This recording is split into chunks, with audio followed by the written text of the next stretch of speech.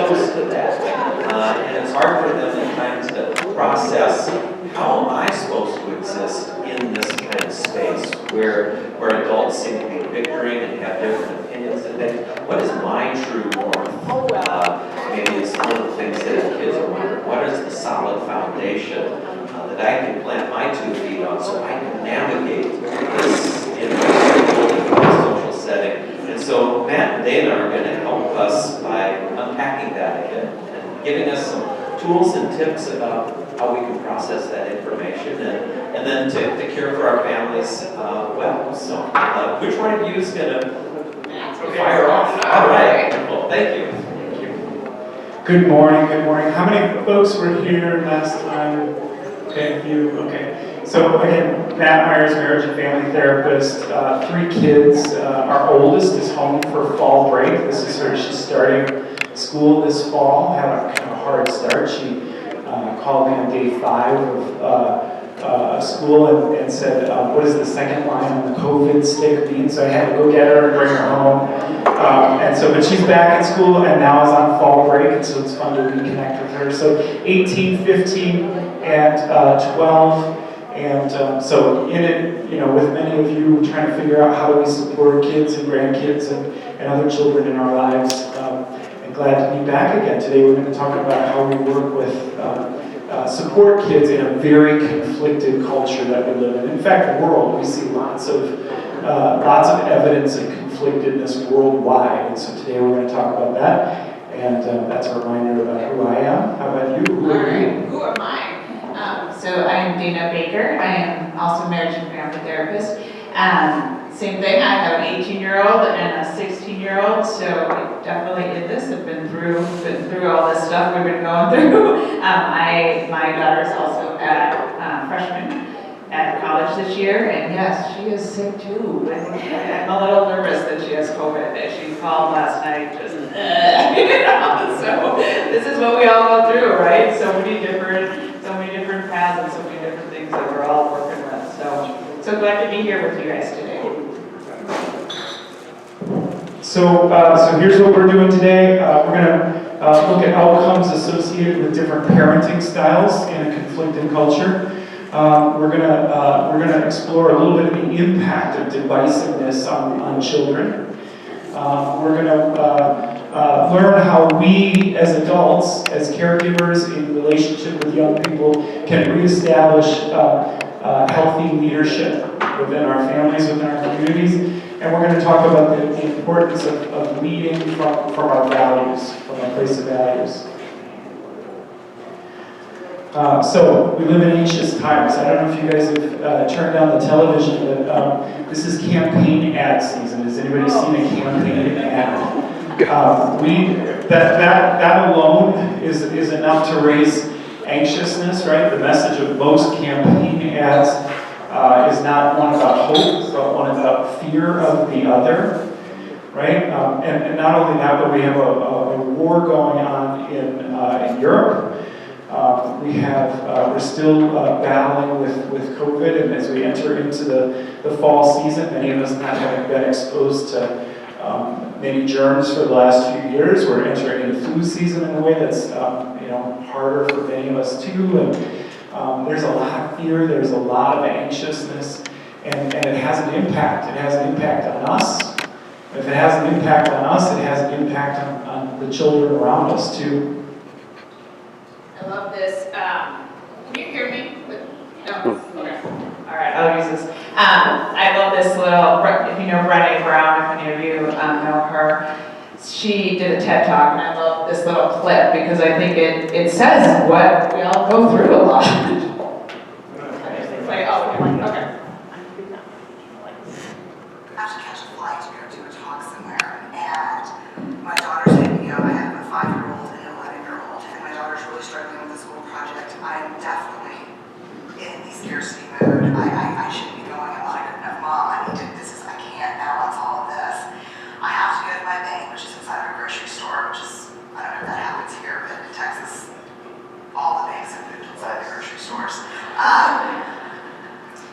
So I walk into the grocery store, the sliding glass doors, and there's a big Code Adam sticker, which tells me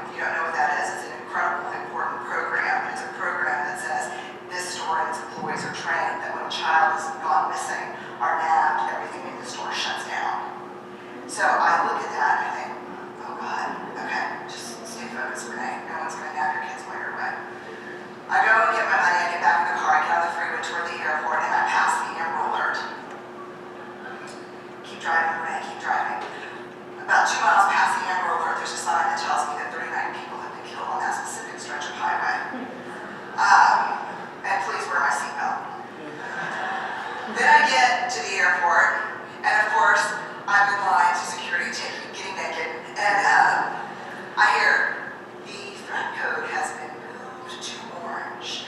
And then I go through this thing that I'm like, oh my God, holy crap, is that a movement?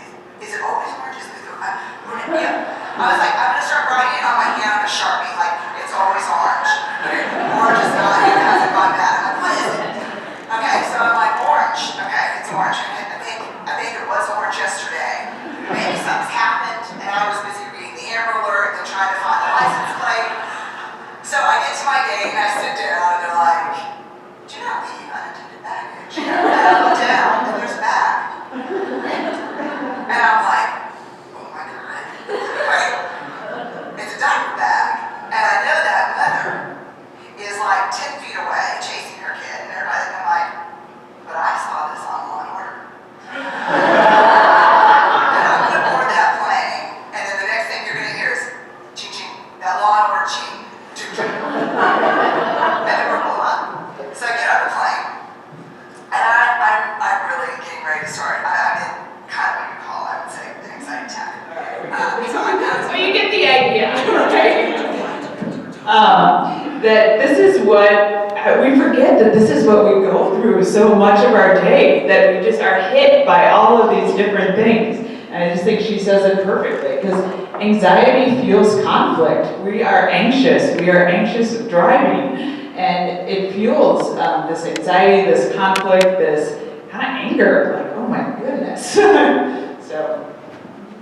So with our nervous systems keyed up and primed by all of the intensity around us, all the fear, we're more susceptible to being very guarded and protective, and that has implications for how we engage each other. Right?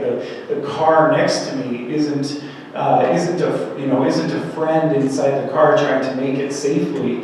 It's an adversary. Trying to take something from me, and so that's how we begin to operate when we enter into this hypervigilance that she talks about, that we're constantly sort of in. So here are some challenges for children in a conflicted culture, right? We enter into either or thinking, right? Right, wrong. This kind of sense contributes to polarization. Right? Limited access to mentors, especially with COVID having been upon us for several years here. Limited access to other mentors who can help us think about a diversity of perspective. That's a challenge for young people. Technology time, right? The doing relationship and doing leisure and doing school all online. The proliferation of social media, which can create kind of an echo chamber of polarization, right? I'm feeding and fueling my perspective and hearing back validation without diversity of perspectives. We can see in cultures and school board meetings that there's a polarization, and children are watching this. They're watching adults, lose our stuff with each other. Cancel culture, right? That it amplifies this, we, us, they, us, others. And then separate streams of media reinforce these different truths. So we're, children and we are swimming in separate streams of information. Developmental challenges, they already have a difficult time, young people, many of us too, but young people certainly, just developmentally don't do gray very well, don't do both and very well, right? There's an idealism that happens for young people, which is normal and healthy and helpful, When they're steeped in that, our culture reinforces that, and then adults are hyper-vigilant and stuck in that too. We're reinforcing that. We have difficulty seeing the lens through the world or through other people's perspective, whether it's other people's socioeconomic position, religious affiliation, geographical area, racial, ethnic group. We have a really difficult time looking at it from other perspectives. As teenagers, we begin to look for belonging outside the family, right? And so one of the challenges can be is that we find that by othering people, sorting ourselves into groups that have a perspective that the others are bad or wrong. And so just as a function of finding my belonging, this can be a challenge for young people who sort themselves into us and them again. And then our brains have a lot of difficulty dealing with the dissonance of multiple truths, of multiple narratives, of multiple perspectives. And so we're looking, adults too, we're looking to find what is the truth, and it's really hard to hold multiple realities at once, even for adults. But certainly for young people, that creates dissonance in our brains. And our brains seek to find, okay, what is the truth? Right? This is especially difficult for young people to hold kind of multiple realities. Conflict between us as adults. For children, when there's a breakdown or there's conflict between adults, we are not functional in our leadership, and that creates confusion and chaos for young people. So they have to figure out, how do I lead myself, whether in a family, in a school community, in a faith community, in a national community, right? When functional leadership breaks down, children have to figure out how to take care of themselves. How do I get my needs met? Because the leaders have not figured out how to work together, creating more anxiety. Marital and family discord threatens the structure of the institution with which children find their identity and belonging. So when we have that kind of, within the family, whether it's the parents or extended family, it threatens the very sense of self for young people. I think that's all I want to say about that. What do we need to do as leaders? Okay, so functions and leading. This is what we would say that safety, nurture, challenge are the three most important things to being a leader. The safety, having your kids feel comfortable, having them know it's safe, their home is a safe place, that what they say is safe at their home, who they want to be is safe. Nurturing, that we love you, we care about you, we listen to you, we're there for you, this is always your place. But then we also lead to that challenge, right? If we just stick in safety and nurture, our kids don't grow. So we need to challenge them, we need to push them a little bit, we need to have them take some risks, things like that. So parenting styles. All right, so model of leadership. I love this picture. Authoritarian, right? Kind of get the idea. Authoritarian parenting is a type of parenting style characterized by high demands with low responsiveness. This is, you will do this, and I am the parent, and this is why you will do this. Authoritarian parents tend to be focused on blind adherence to the rules. Children are typically not allowed to question or challenge the rules without a significant response, usually in the form of punishment. This is, again, the least effective mode of modifying behavior. These parents expect mature behavior from their children, but the children either fear them or dislike them, or both.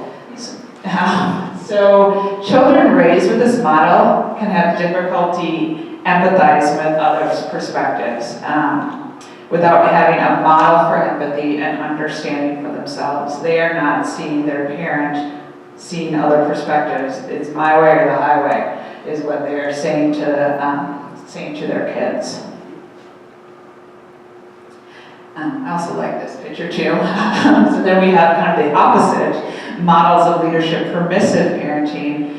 This is a type of parenting style with low demands, with high responsiveness. You are the queen, as you can see, as the kid has more of the power.